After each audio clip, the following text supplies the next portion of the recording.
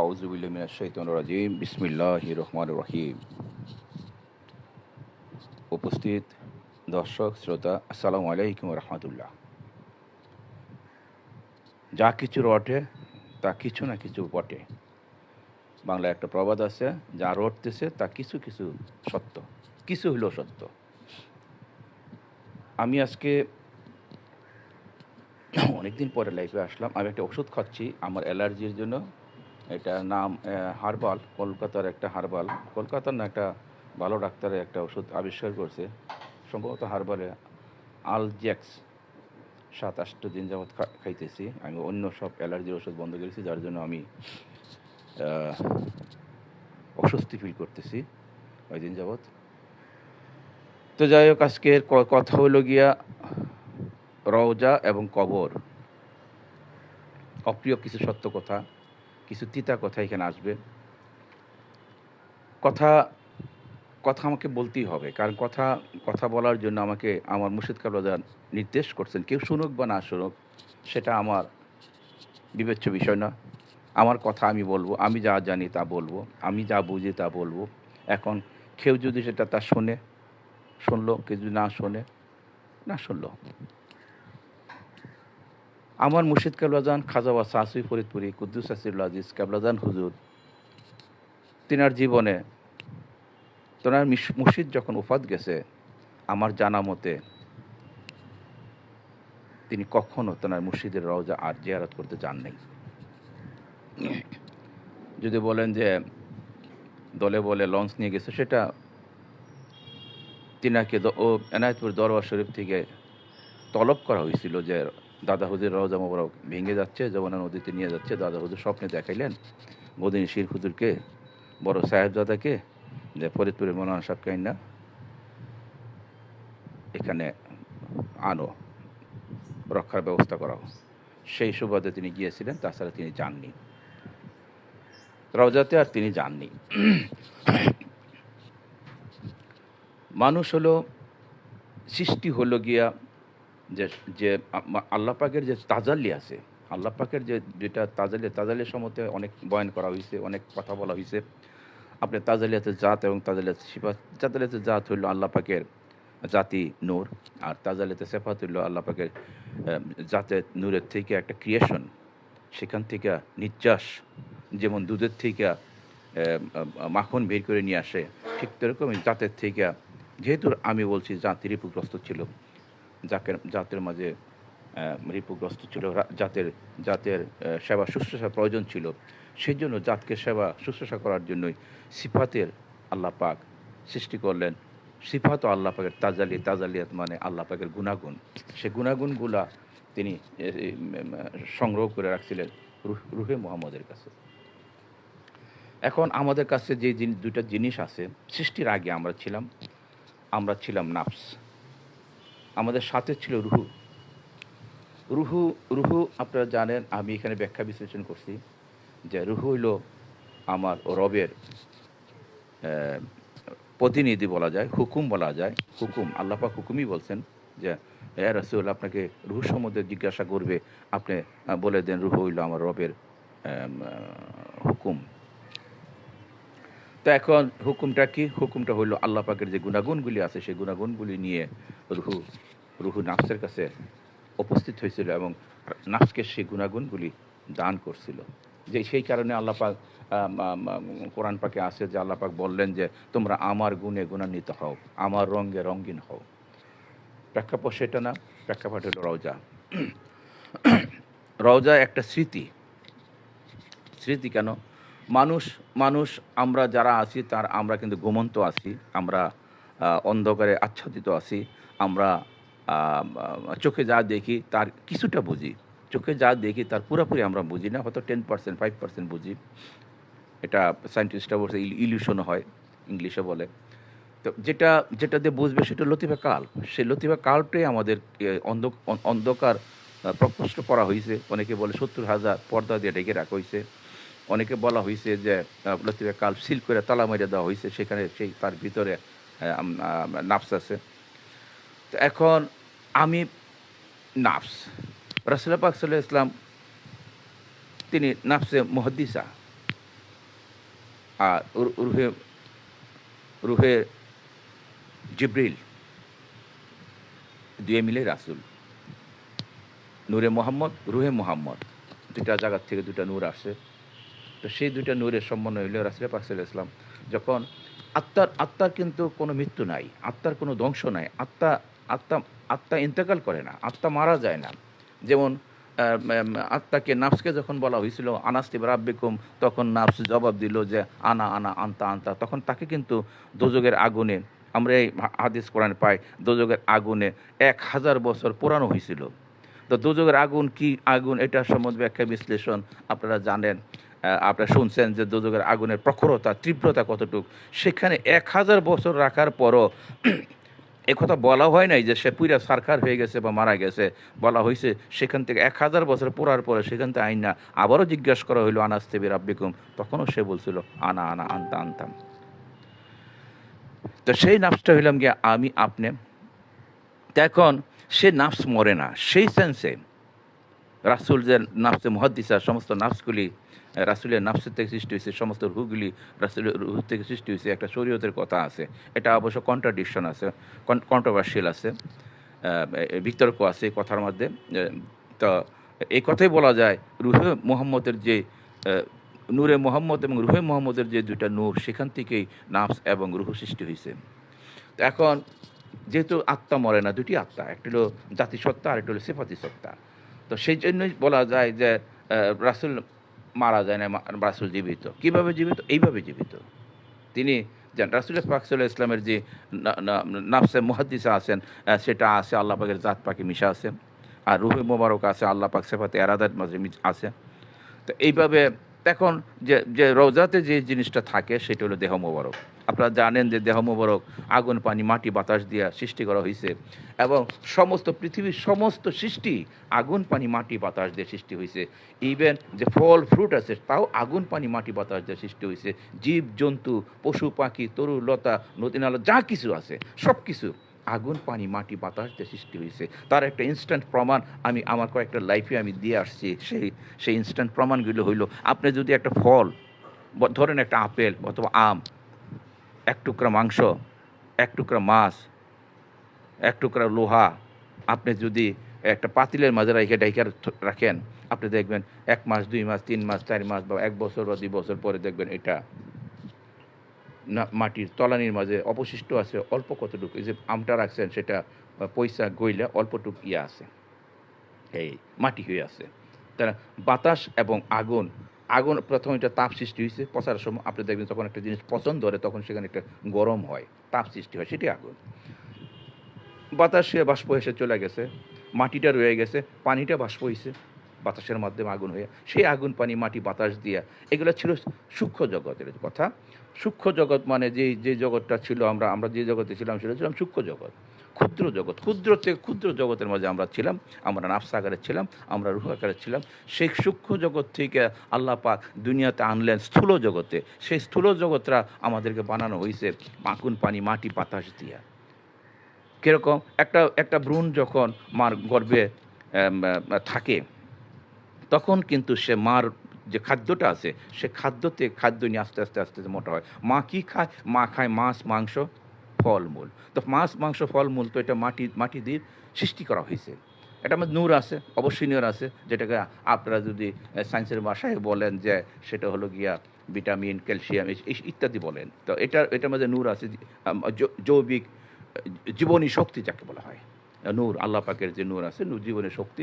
সেই জীবনের শক্তি খেয়ে আস্তে আস্তে আস্তে বড় হয়, সেখান থেকে সে তার দেহটা সম্প্রসারিত হয়। একটা বীজ যখন বপন করা হয় মাটিতে, তখন বীজের ভিতরে কিন্তু একটা থাকে, একটা অঙ্কুর থাকে। অঙ্কুর মানে একটা প্রকাণ্ড গাছ থাকে, সুপ্ত অবস্থায় থাকে, সূক্ষ্ম অবস্থায় থাকে। সেই গাছটাই কিন্তু বীজের মাটির, সেই মাটির থেকে পানি এবং মাটি এবং আগুন, বাতাস সে সংগ্রহ করে আস্তে আস্তে আস্তে আস্তে আস্তে আস্তে সে বেলুনের মতন ফুলতে থাকে, তখন একটা প্রকাণ্ড গাছ হয়।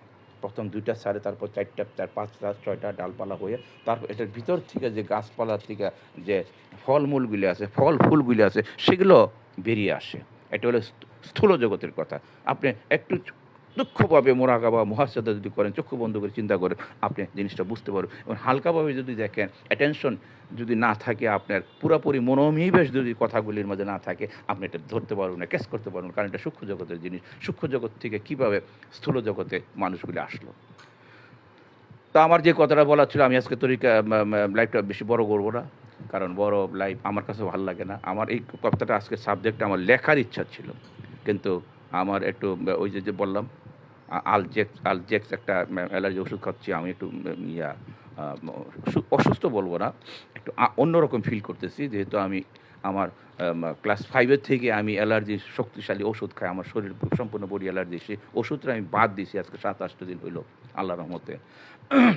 সে অ্যালজিক খাচ্ছি, যার জন্য একটু অন্যরকম আমি ফিল করতেছি, আপনি দেখবেন।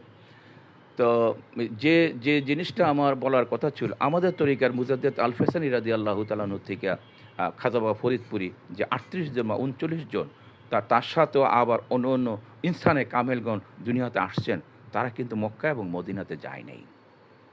তারা কেউই মক্কা এবং মদিনাতে যায় নাই। তার সংক্ষেপে, অতি সংক্ষেপে যদি আমি ব্যাখ্যা দিতে, কেন যান নাই, কারণ মক্কার যিনি মালিক আল্লাহ পরওয়ারদিগার, তিনার সাথে তেনার কালবের মাঝে সাক্ষাৎ হয়েছে, যে সেই কালটা হয়ে গিয়ে, তখন সে কাল হইল গিয়া কালবুল মমিন আরশুল্লাহ, সে কাল মমিনের আরশ হয়ে গেছে, সে কাবা, তেনার কালবে তখন কাবা হয়ে গেছে, তেনার মুর্শিদের কাল বলা যায় যে কাবা হয়ে গেছে, যেটা হাকিকতের কাবা, সেই জন্য তারা মক্কাতে যান নাই। আর যে রাসূল পাক সাল্লাল্লাহু আলাইহি ওয়াসাল্লাম রওজা মুবারকে যান নাই, সেই একই সেন্স, কারণ রাসূল পাক সাল্লাল্লাহু আলাইহি ওয়াসাল্লাম আছেন আল্লাহ পাকের জাত পাকের মাঝে এবং জীবন্ত অবস্থায় আছেন, আর রূহ আছে সেফাতে আরাদের মাঝে আছেন রাসূল পাক সাল্লাল্লাহু আলাইহি ওয়াসাল্লাম।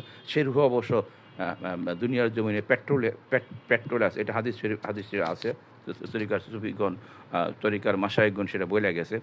তারা সেখান থেকে সাক্ষাৎ করে, যেমন তারা রওজা থেকে সাক্ষাৎ না, তারা সরাসরি সাক্ষাৎ করে রাসূল পাক সাল্লাল্লাহু আলাইহি ওয়াসাল্লামের সাথে, আল্লাহর জাত পাকের থেকে সেখান থেকে সাক্ষাৎ হয়। সেটা মুরাকাবা মুহাসাদা, কালবের লতিফা, কালবের দৃষ্টি দিয়ে, নেত্র দিয়ে সেখান থেকে যোগাযোগ করে, সেখান থেকে দর্শন করা যায় মমিনের কাল।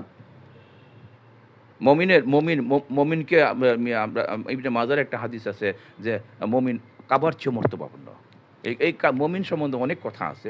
তো এখন সেই যে এটা অনেক উদাহরণ আছে যে কীভাবে রাসূলের সাথে সরাসরি দেখা হয়, কথা হয়। যেমন আমার মুর্শিদ কাল আযান পবিত্র নসিহত কিতাবের 3 নম্বর না 2 নম্বর নসিহত কিতাবের মধ্যে 13 নম্বর না কত নম্বর পেজে হযরত আবু বকর কাতিনী রাদিয়াল্লাহু তাআলা, তিনি তাবি ছিলেন, তেনাকে মক্কার চেরাগ বলা হয়তো, একটা ঘটনা এখানে উল্লেখ করে গেছেন যে তিনি মক্কা শরীফে প্রায় মোরাকাবা হালে থাকতেন। তো একদিন এক আগন্তুক আইসা, বয়স্ক আগন্তুক আইসা, তাকে জিজ্ঞেস করা হলো, আপনি এখানে বসে রয়েছেন, আপনি যে হাতেম আছে, হাতেমের নিচে কিছু তাবিরা হাদিস বিশ্লেষণ করতেছে, হাদিস সম্বন্ধে ব্যাখ্যা বিশ্লেষণ করতে, সেখানে গেলেই পারতেন। তখন আবু বকর কাতিনী রাদিয়াল্লাহু তাআলা আগন্তুকে জিজ্ঞেস করলো, তারা এই হাদিস পাইছে কোত্থেকে? তখন বললো যে সাহাবা একরাম থেকে। সাহাবা একরাম পাইলো কোত্থেকে? যেহেতু পাইলো রাসূল পাক সাল্লাল্লাহু আলাইহি ওয়াসাল্লাম থেকে। তো বললো যে এটা তো অনেক অনেক অনেক অনেক মাধ্যমের বিষয়, অনেক দূরের বিষয়, আমি হাদিস সংগ্রহ করি সরাসরি রাসূল পাক সাল্লাল্লাহু আলাইহি ওয়াসাল্লামের কাছ থেকে। কীভাবে? সে আগন্তুক তখন জিজ্ঞেস করলো যে কি এটা আমার পীর কাউল আযান নসিহত কিতাবের মধ্যে আছে। তখন তিনি বললেন, আমি চক্ষু বন্ধ করে একটা হাদিস সম্বন্ধে যখন রাসূল পাক সাল্লাল্লাহু আলাইহি ওয়াসাল্লামের কাছে জিজ্ঞেস করি, ইয়া রাসূলুল্লাহ এই হাদিসটা, তখন যদি হাদিসটা সত্য হয়, তখন রাসূল পাক সাল্লাল্লাহু আলাইহি ওয়াসাল্লামের চেহারা মোবারক একটা উজ্জ্বল হাসি আসে, আর যদি হাদিসটা মিথ্যা হয়, ভুল হয়, তখন রাসূলের 2 ভ্রু কুঞ্চিত থাকে। তখন ওই আগন্তুক জিজ্ঞেস করছিলেন হযরত আবু বকর কাদিনী রাদিয়াল্লাহু তাআলাকে যে আপনার এই কথার সত্যতার কি প্রমাণ আছে? আবু বকর কাতিনী রাদিয়াল্লাহু তাআলা তখন উত্তর দিলেন যে আমার সামনে যিনি দাঁড়ায় আছেন, তিনি আর কেউ নেই, তিনি হলেন খিজির আলাইহিস সালাম। খিজির আলাইহিস সালাম তখন হাইসা দিলেন, কারণ খিজির আলাইহিস সালাম কাতিনীর সাথে পরিচয় দেন নাই, কোনোদিন দেখাও করেন নাই, যে ওনার পরিচয়টা পেয়ে গেছে। তখন বললো এটা কি যথেষ্ট নয় উত্তর? তখন খিজির আলাইহিস সালাম হাইসা ওনার সাথে কোলাকুলি করে চলে গেলেন। এই যে সরাসরি সংগ্রহ করা, আপনারা হয়তো শুনছেন আলমের মেসাল শব্দটা, আমিও মাঝে মাঝে বলি। এই আলমের মেসালের দৃষ্টিও কালবের নেত্র দিয়ে দেখা হয়, সেই লতিফে কালবের মধ্যেই থাকে একটা প্রতিচ্ছবি। আলমের মেসালে কী করতেছে সেটাও, যে মমিন যারা আছে, যাদের কাল্ব সালিম আছে, তাদের কাল্ব স্বচ্ছ আছে, সে কালবের মাঝে সেটা একটা প্রতিবিম্ব আসে, প্রতিচ্ছবি আসে। যেমন আপনার বার্সেলোনাতে যদি খেলা হয়, সেই খেলা কিন্তু আপনি টিভি বা মোবাইলে সরাসরি দেখতে পারবেন। ট্রফি দিয়ে হোক, কফি দিয়ে হোক, বাংলা লিঙ্কের অ্যাপস দিয়ে হোক, এটা সরাসরি দেখতে পাবেন। ১ সেকেন্ডও এদিক সেদিক হবে না। এটা ওইখানে একটা লাথি দিছে, আপনি লাথিটা এখানে দেখতেছেন। ঠিক অনুরূপ একটা মানব রচিত একটা অ্যাপস, মানব রচিত একটা টিভি যদি এত দূরের থেকে একটা রিয়েলে করে এখানে শাইনা দেখাইতে পারে একটা সায়েন্টিস্ট, আপনি কি আল্লাহকে, আল্লাহর সমস্ত যে ইয়া আছে, যে নূরগুলি আছে, সৃষ্টিগুলি আছে, আসমান আর জমিন ব্যতী সমস্ত কিছুর মালিক যিনি, যার কাছে কুদরতি পাওয়ার, সায়েন্টিস্টটা কোথায় পাবে? যে জিনিস আল্লাহর কাছে নাই, যে জিনিস আল্লাহর কাছে সবই আছে, সেখান থেকে তারা কিছুটা সংগ্রহ করে, সেটা হলো ডিসকভারি, নট ইনভেন্টেড। নতুন করে সায়েন্টিস্টের কিছু বানানোর কোনো ক্ষমতা নাই। একটার সাথে আরেকটা মিশিয়ে রিফর্ম করে একটা জিনিস বানাইতে পারবে। আর যেগুলো গোপন অবস্থা আছে সেগুলো সংগ্রহ করে আল্লাহ পাক তাকে দিবে, তার কাছেই আসবে, আইসা সে এটা মানুষের সাথে ইন্ট্রোডিউস করতে পারবে যে এটা হাইড্রোজেন, এটা নাইট্রোজেন, এটা অক্সিজেন, এগুলো আল্লাহর কাছে আছে। এগুলো আল্লাহর সিফাতি জগতের মাঝে আছে। এটা সিফাতি আলেম।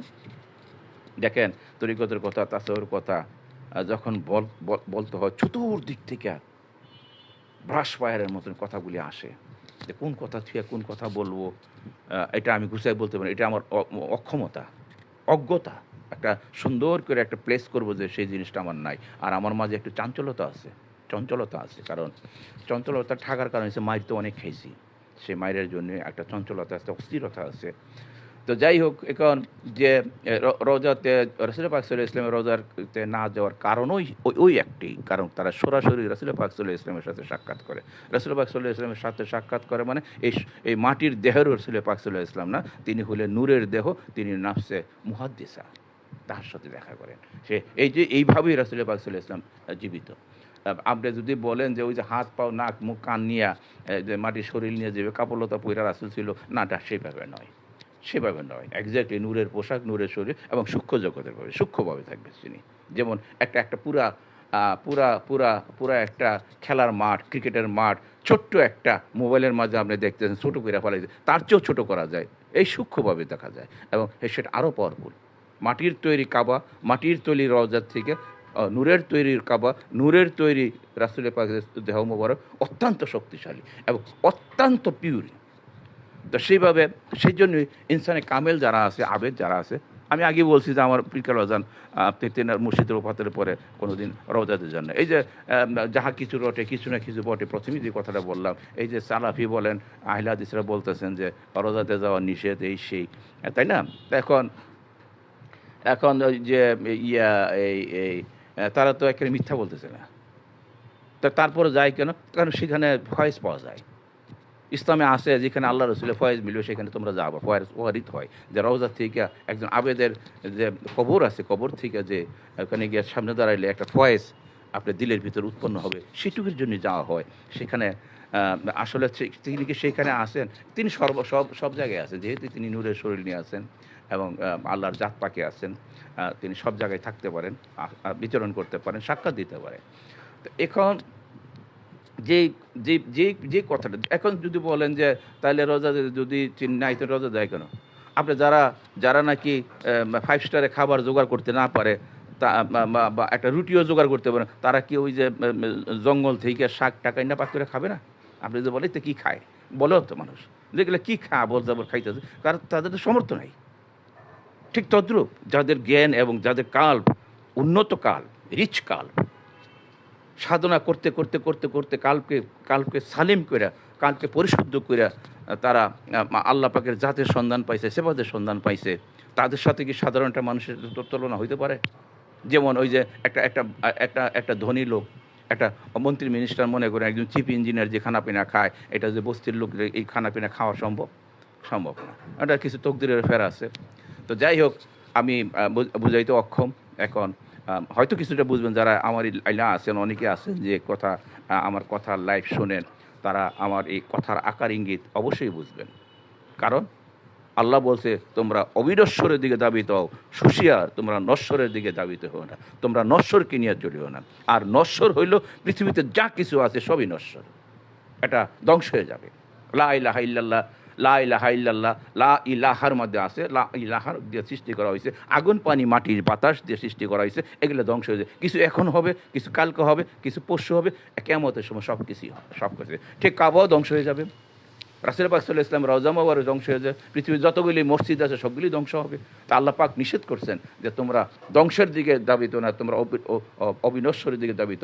এখন আপনি যদি মসজিদ মন্দির বা কাবা এটা এটা এটা আপনি এটা প্রাথমিক পর্যায়ে যাইতে পারে, কিন্তু তারপরে আপনাকে সন্ধান করতে হবে, অরিজিনাল আসলের সন্ধান করতে হবে। আসল আপনি কেবলা পাইলেন মক্কা, কিন্তু কেবলার যে মালিক, কেবলা কার কেবলা? ক্যাবলা তো হইল দিক, আল্লাহর দিক, কাবা হইল আল্লাহর দিক, এই দিকে আল্লাহ। এখন এই দিকটা পাইলেন, কিন্তু আল্লাহকে কি আপনি পাইছেন? তাকে কি পাওয়া হইতে হবে, বাকিটুক অর্জন কে করবে? আপনি দিক পাইছেন, আপনি একটা শহরে যাবেন, শহরের দিকটা আপনি জানলেন, কিন্তু শহর তো আপনি পাইলেন না, আপনি শহরে যেতে হবে না? আপনি শ্বশুর বাড়ির কোন দিক দিয়ে যায় রাস্তাটা পেলেন, এই দিক দিয়ে আপনি শ্বশুর বাড়ি যাবে, কিন্তু আপনি শ্বশুর বাড়িটাতে উপস্থিত হইতে হবে না? না, রাস্তার মধ্যে খালি ঘোরাফেরা করবেন, রাস্তার মধ্যে ঘোরাফেরা করবেন, আপনি সেখানে যেতে হবে না? যার দিক তার কাছে বসতে হবে, দিকের কাছে বসলে হবে না। যার দিক তার কাছে বসতে হবে আপনাকে, তাকে হাসিল করতে হবে, তার সাথে সাক্ষাৎ করতে হবে, তার দর্শন লাভ করতে হবে।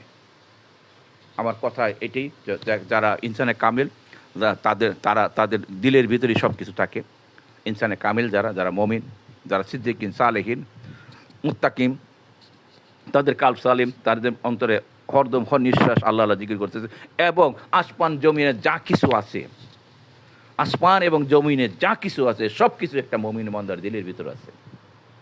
এটা অরিজিনাল না, এটা রিফ্লেক্স, প্রতিচ্ছবি, একটা প্রতিচ্ছবি সেখান থেকে আসে। মমিনরা সেখানে দেখে আল্লাহর ইবাদত করে। মমিনরা যখন আল্লাহকে সিজদা দেয়, তখন তার কালবের ভিতরে সিজদা দেয়, কারণ কালবের ভিতরে সিবাতুল্লাহ। এই জন্য হযরত আলী রাদিয়াল্লাহু তাআলা যে সিজদারত অবস্থায় তীর বের করতে হবে, এটাও সত্য কথা।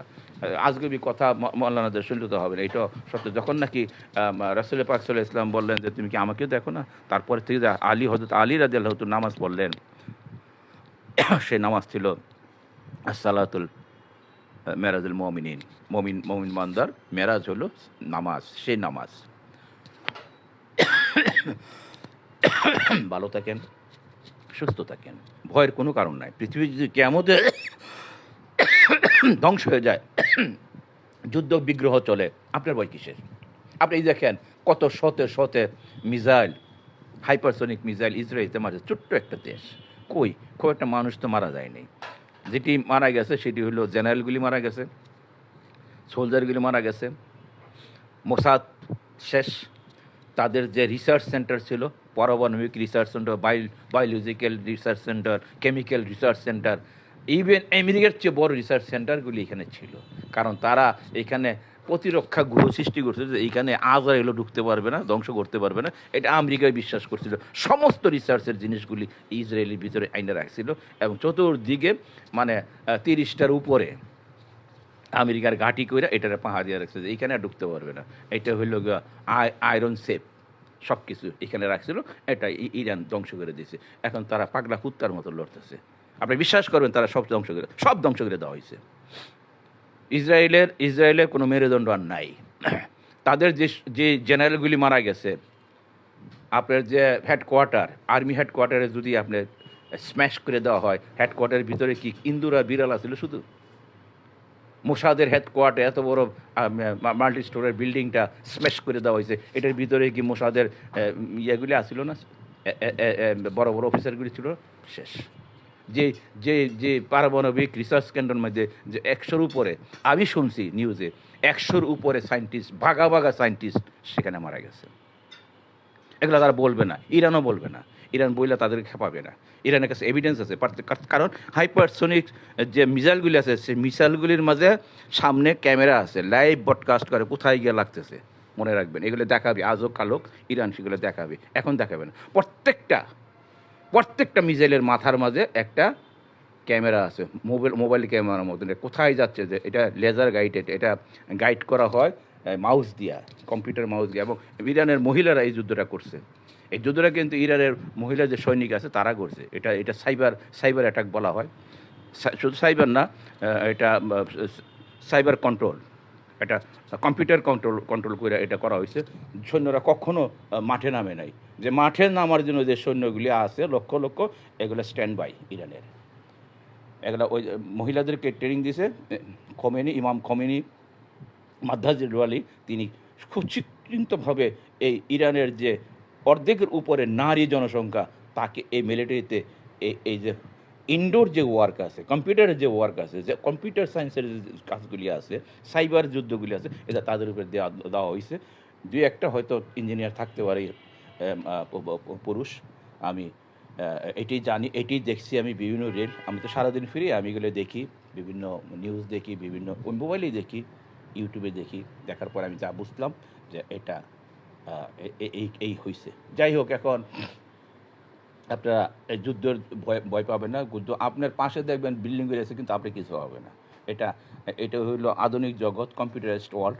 এটা দেখেন ইউক্রেনে যুদ্ধে কিন্তু তামা তামা হয়ে গেছে, ঘরবাড়ি বেড়ে গেছে, কিন্তু এখানে কিন্তু মানুষ বাস করতেছে, প্রবেশ করতেছে, ব্যবসা বাণিজ্য করতেছে, জনগণ মইরা যায় না। ওই যে ৭১-এর, এটা তো ইন্টেনশনালি মারছিল পাকিস্তানিরা। পাকিস্তানে যে আর্মিরা মারছে, সেটা তো দেখে দেখে গুলি করে মারছে। আর যেখানে খুশি বোমা মারছে, ওখানে সেই নিয়ম নাই। যেখানে খুশি বোমা মারতে পারে, সাথে সাথে ধরে ফেলাইব। আমরা ইরানের বোমাগুলি যদি বোমায় যদি পাবলিক মারা যেত, ইরানটা আজকে সবাই ধরে ফেলাইতো। ইউরোপের যতগুলি দেশ আছে, এশিয়ার যে দেশগুলি আছে, জাপান, তাইওয়ান, অস্ট্রেলিয়া, এরা ধরে ফেলাইতো। তো কাজে কাজে যুদ্ধের জন্য ভয় পাবেন না। আপনার ব্যবসা আপনি করেন, আপনার কৃষিকাজ আপনি করেন, আপনার চাকরি আপনি করেন। ও যুদ্ধের জায়গায় যুদ্ধ থাকবে, আপনার জায়গায় আপনি থাকেন। আল্লাহ পাকের রহমত আপনাদের বর্ষিত। আসসালামু আলাইকুম রহমতুল্লাহ।